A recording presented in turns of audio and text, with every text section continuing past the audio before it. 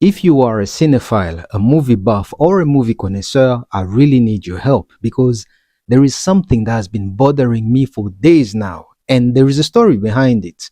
You see, I'm desperately trying to remember the title of an old show about a man who was stuck in time traveling in the past and living in the bodies of different people at different points in history. Now, that man could only move into a new body after solving a problem or fixing a historical mistake. Also, he had an invisible assistant who was only visible to himself, children, and pets. And that assistant always carried something like a tablet with the mission's details inside.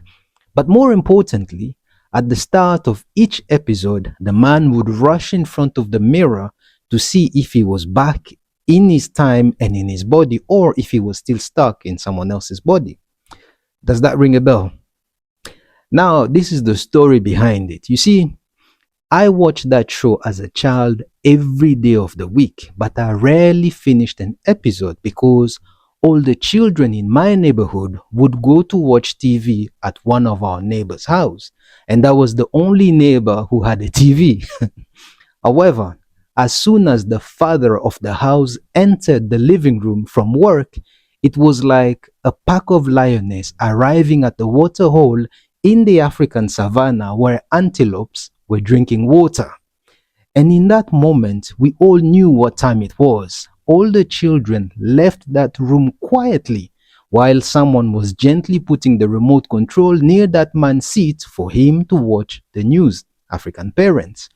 So that's why we rarely finished an episode, and this always happened when the movie was halfway through, except during payday week when the man came back a bit late in the house because the street had to feel his financial power.